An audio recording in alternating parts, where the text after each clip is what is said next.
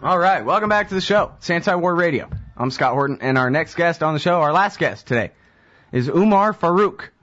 He is a freelance journalist and intern at The Nation, and he's got a piece in Salon.com called Our Immoral Drone War. And I thought it was really good and worth your attention. Welcome to the show, Umar. How are you doing? I'm doing well. How are you? I'm doing great. Appreciate you joining us today. Listen, so your point in this article, I think, could be summed up as, hey, those Pakistanis are real people, and they have things that they think and feel about what they see when America drops bombs on them from the sky. Is that pretty much right? Yeah, I think that's exactly right. I mean, I admit, Pakistan is really far away. In fact, I think George Carlin even has a skit where he talks about how, if you're working around the house and you have the TV on and they say a giant explosion went off today, and you go, where? And they say, in Pakistan, and you go, forget Pakistan. That's too far away to be any fun. But of course, if the train derails in your town, then come on, let's all go look at the bodies and that kind of thing. Pakistan, I'm from the middle of Texas. Pakistan is really, really far away for me, and I can absolutely understand how my neighbors might just not be able to really picture it or imagine that what happens there is real and matters, to be frank about it. Well, I think the reason that it matters is, it touches on so many things in terms of our policy and the way we deal with the world. Just because the drone war has gone on there for so long, and it's been so entrenched there, and it's been going on for almost a decade now, and we haven't questioned it. And if we haven't questioned it at the scale that it's happening in that part of the world, and we aren't questioning it in the rest of the Middle East, what's to stop anyone from doing it again in any other part of the world? And we see even in the U.S. that there's, local police authorities that are going to start using drones for surveillance. There's going to be a tremendous push in the Air Force in general to use these unmanned vehicles instead of the old way of manned bombers and human control over what was going on. So I think we have a lot to worry about. And beyond that, just like the practical consideration, we are pissing off a lot of people, and we do see, we literally see people coming. I live in New York, and it's actually a physical danger for me because we have people like Faisal Shahzad that actually were so pissed off about it that they came here and tried to, explode something in Times Square. So I think we have a lot to worry about, in terms of our own citizens and our own neighbors, as well as, it's moral issues we have in the world. Mm-hmm. Well, let's start with something that we can identify with. Downtown New York. It matters to Americans when something blows up there. So go back and tell us more about Faisal Shahzad and the Times Square bombing. Well, what does that have to do with what happens in Pakistan? Well, he was a highly educated, consultant here in the U.S. He had a really good salary, and by all measures, he was probably doing well in the U.S. Living the American dream. And he had some family in that part of Pakistan, and he was familiar with the drone strikes, and he was radicalized through this idea of this intense, moral problem going on in Pakistan that we in America have sort of created with these drone strikes there. And that radicalized him, and he went and joined some jihadist groups, and, a few months later he showed up here, and he was in Times Square, Mm-hmm. Well, that makes your piece... That makes your piece of Salon today, I think, your mention of that makes it a great companion really to Glenn Greenwald's piece about the media's version of all the different motives and causes of the recent Afghan massacre, and how, he did this for 100 reasons, like, liquor's drunkened him, or he saw somebody's legs blown off, or his wife was giving him trouble, or, anything but that he's a bad guy and did a bad thing because of his badness or whatever. On the other hand, if a Muslim ever does anything, it's only because they're evil, unmitigated terrorists, and that's why they did it, because they're terrorists, and that sort of tautology, where... the Faisal Shahzad case really makes a point here. He was an American, like you said. He had a wife and a car and a job and a house and was doing all right. And then he went and saw the real results in front of his face, and he simply, not because of Mohammed, but because of American violence in his family's neighborhood, he joined up as a soldier on the other side. Had nothing to do with radicalism of belief and everything to do with just radicalism of his behavior. That if somebody's going to do something about it, it's going to be me. The same way Americans reacted after September 11th. Or after the Times Square bombing, in fact. I'm sure some people went and joined the army just on that occasion. Yeah, I think it's definitely we've sort of taken up the strategy of our enemies. You know, we're all guilty of the same thing. We're all TV's saying now Bales joined the military after 9/11. That's what CNN is saying out of the corner of my eye right now. I mean, that's the issue here. We've all everyone has bought the idea that a certain group of people in a certain geographic area are all somehow guilty. Whether it's Americans buying this idea in our drone attacks abroad, or whether it's people from that part of the world buying the idea and attacking us here. The problem is the same problem. It's the same mistake we're making on both sides. And I was just really frustrated that mainstream media here in the U.S. is all caught up in accounting how many quote-unquote civilians and quote-unquote militants there are that are being affected by this drone war. There's absolutely no way to check anything that anyone is saying about that part of the world. Like, it's all after the fact. Right. I mean, even if you trust what they're saying, they're really a militant just means a man that they say had a rifle at the time they killed him, basically, right? Right. And under international law, just because you have a rifle in one part of the country doesn't mean you're, we have a mandate for Afghanistan. We have a mandate for maybe protecting parts of Afghanistan. We don't have a mandate for shooting anyone with a gun across the border in Pakistan, especially not when they're sleeping in their house with their wives and their kids or driving a Toyota pickup truck on a road, 20 miles from the border. And now, something that Glenn Greenwald has covered a couple of times, quite a few times actually, specifically in Pakistan, is the public opinion, the reaction to this. And I don't know if he's written, I've at least heard before that in some parts of Pakistan they think, you know what, do what you like with those tribal crazies up there and don't really identify with them, think of them as foreigners the same way Americans do or something. But on the other hand, this has been going on for a long, long time, and the way the New York Times reports it is, these crazy Muslims hate us so much. Boy, they must believe in Islam a lot or something, and completely don't even mention it all. And people can go back and search the New York Times for this. You can find where they don't even discuss the drone strikes. They simply just say these people are such conspiracy kooks and Islam believers that they think we're out to get them for some reason. I mean, we can find all kinds of people in America that subscribe to all kinds of really ideas that we've found to be totally against our moral standing in the U.S. We can find members of the KKK in the U.S. We can find, right-wing neocons that want to, eugenics supporters or something in the U.S. It's something similar that's happening with a lot of the mainstream media that's going to that part of the world. They're talking to a really liberal secular elite in the cities of Pakistan that is probably more scared of Muslims and Islam than a lot of Americans are. And instead of understanding that, papers like the New York Times are sort of using that as proof that, look, there's this group of people in Pakistan that are supporting these drone strikes, when in fact the numbers don't play out at all. It's like more than 90% of people consistently say they hate the drone strikes. They think they're not justified under any conditions. There's daily retaliatory attacks against Pakistani civilians, police, army, in direct retaliation for drone strikes. When a drone strike happens in Pakistan, there's can you hear me?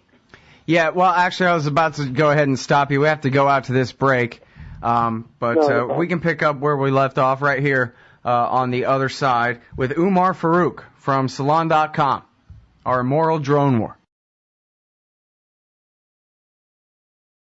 All right, y'all, welcome back to the show. It's Anti-War Radio. Sorry I didn't have time to mention earlier, I forgot to mention earlier, the piece over the weekend in the New York Times, another one by James Risen, reconfirming for the zillionth time that America's intelligence agencies believe with high confidence, as they call it, that the Iranians are not making nukes. Don't forget to go and look at that. It's amazing what the New York Times has in the form of journalism on the Iran nuclear program when it's not David Sanger writing it. Things that approximate accuracy. Huh. All right, so now back to Umar Farooq. He's got this piece at Salon.com called Our Immoral Drone War.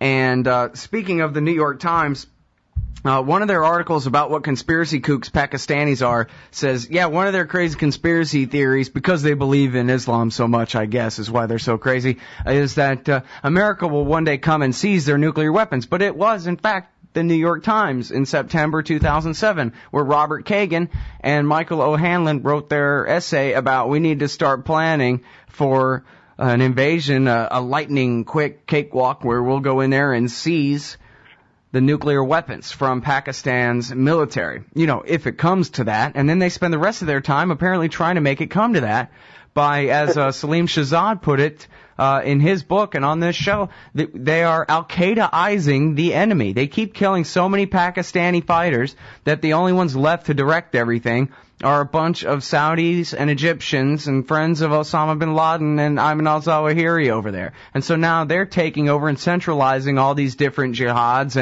and rebellious actions going on, whether in Kashmir or across the stands, and they're doing it all on Al-Qaeda terms instead of Taliban terms, instead of Pakistani tribesmen terms. And so all we're doing, even if you accept the premise and the excuse for all this, all we're doing is just making it worse and worse and worse over there. Mm-hmm. Oh, we definitely are making it tremendously worse for people over there. Even if people aren't, caught up in the politics of it, just the tremendous economic loss that country has suffered in the last 10 years. Kids have to have snipers on their school roofs so they can go to school because they're afraid of suicide bombers. Everywhere there's security checkpoints everywhere going through the main cities of that country. What's really weird on top of that is that people in our Congress in the U.S. try to tie, well, first of all, we call it, aid to Pakistan. And then we try to tie giving that aid to Pakistan to, concrete steps that the army might take there to distance themselves from Al-Qaeda. But the thing is, part of it's not even aid. Most of it is actually reimbursement for using Pakistani airfields, using Pakistani fuel, reimbursement. We used to give them basically money for each head that they gave us for Al-Qaeda. We gave them money for each person that we took from them and we sent to Gitmo, including hundreds and hundreds of innocent people. So, there's this total propaganda war against quote-unquote aid going to Pakistan, when actually a lot of it isn't even aid. It's money that we owe them. It's bills that we need to pay them. And they don't get the money that they're owed, so instead the country has to go to the IMF and the World Bank to get these loans, and then the economy gets even worse and worse. So it's we're beating them up, and we don't even acknowledge that they're getting beat up. Right. Well, yeah, and talk a little bit, you do in the article, please tell us a little bit about the refugee situation, because, of course, America's really been insisting, most of the war is not the drone war there, right? Most of the war is America forcing the Pakistani military to wage war, mm-hmm. for example, in their repeated invasions of the Swat Valley and South Waziristan, et cetera. Right. They've launched, I think, at least half a dozen in the frontier areas, in the tribal areas only. The army, hundreds of thousands of troops going in there, stationed there. 3 million internally displaced people in that part of the country. It was the largest displacement of refugees since the last time that Pakistan experienced the same thing in 1947, when after independence, Muslims and Hindus went from one country to another. Since then, the UN says that this was the largest displacement, in the world, and the most devastating in terms of possible outcomes. A lot of those people ended up in refugee camps outside major cities like Karachi. There's a big refugee camp there that a lot of these people from tribal areas end up in, and they're consistently targeted by Pakistani security forces. The police and the army go there and round up hundreds of people at a time. No trial, no idea where your family member has ended up in jail, because there's this intense pressure to round up anyone that doesn't look like they ethnically belong in different parts of the country. Which is another point I was trying to bring up there, that the army is going, that people in the West try to say that, the Pakistani army or the Pakistani leadership is helping us make these lists of targets. Well, Pakistani leadership itself isn't they're not like angels either. We have all these incidents of them going in and doing all these human rights abuses in this war, and we're relying on them to sort of tell us who's a terrorist and who's not. Well, and now I guess America, as best I know anyway, correct me if you think I'm wrong, I don't know that they were behind Musharraf's coup in 1998 or 99, whichever it was, but they certainly supported Musharraf's military dictatorship for a long, long time, and then the CIA obviously was trying to install Benazir Bhutto before, I think it was Musharraf had her whacked, but then now it's her husband, Mr. 10% or Mr. 20%, I guess they debate, Zardari, and of course the military and the intelligence services there in Pakistan have always been very close to America's military and intelligence services, and I wonder whether, from the point of view, I mean, it certainly seems this way from here, but from the point of view of the average Pakistani, do you think they think that their government is entirely inorganic and foisted upon them by this foreign power, the United States? I think that there's tremendous mistrust of the U.S. in that sense, and that's why the New York Times keeps talking about like it's a conspiracy theory. But it's actually not always a conspiracy theory. A lot of it is, Musharraf's regime is definitely propped up by the money that the U.S. was giving them in terms of counterterrorism stuff after 9/11. Conspiracies sometimes are actually based on some sort of truth, and definitely I think that's some truth in the fact that the Pakistani government, even though a large number of people in Pakistan are against it and publicly call it out as being corrupt and in the interest of someone else, they're still in power. There's elections coming up. There's national elections coming up early next year in Pakistan, and we'll see what happens there. But there's newer political parties that are coming up that are vocally anti-American. They're vocally anti-drone war. They're against these austerity-linked loans. They want a new grassroots democratic movement there. We'll see what happens. Yeah. Well, now, one thing that we learned from Michael Hastings' reporting in Rolling Stones was that the former general in charge of the Afghan war, General Stanley McChrystal, and he was the former head of JSOC, running the Delta Force and all that, doing the night raids and all those guys in Iraq. He had what he called insurgent math. Every time we kill one, we make 10 more. And that was at least for the war in Afghanistan. And Hastings said he heard that from the source's mouth himself personally, directly, right there. It wasn't just, passed around hearsay or anything. Which makes you wonder why he didn't just fold up his tent and go home. But anyway, would you agree that same insurgent math applies to the drone war in Pakistan, that actually with each and every one of these strikes, we're just making more enemies? Is it possible that actually the CIA does a great job and finds a house full of really bad guys and takes care of them, and now they're gone and everything's better now at all? I mean, even isolated incidents like that? No? I think it's impossible to. That's like another problem with this whole strategy. We think that there's a finite number of people. It's not like shooting fish in a barrel and you just get rid of all the fish and no one else can come into the barrel. These are like cities. There's a lot of people in a really small part of the world that we're talking about. Of course, they're going to get radicalized by what they're seeing around them. Just like here, we have all these, crazy nut jobs, these right-wing nut jobs that look at what happened on 9/11 and they got crazy radicalized. It happens everywhere. It happens here. It's going to happen everywhere. Yeah, I mean, who ever listened to Paul Wolfowitz before? It was absolutely unprecedented.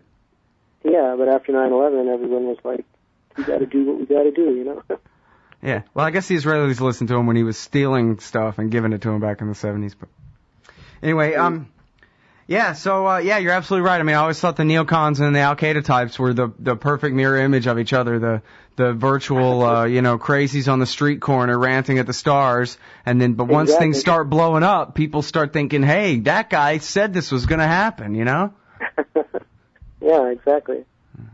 All right, well, unfortunately, that's the music playing, and we got to go. The show's over. Thanks very much for your time on the show. I really appreciate it. No problem. Thanks so much. Everybody, that's Umar Farooq. He's got this piece at Salon.com called Our Immoral Drone War in Pakistan this time.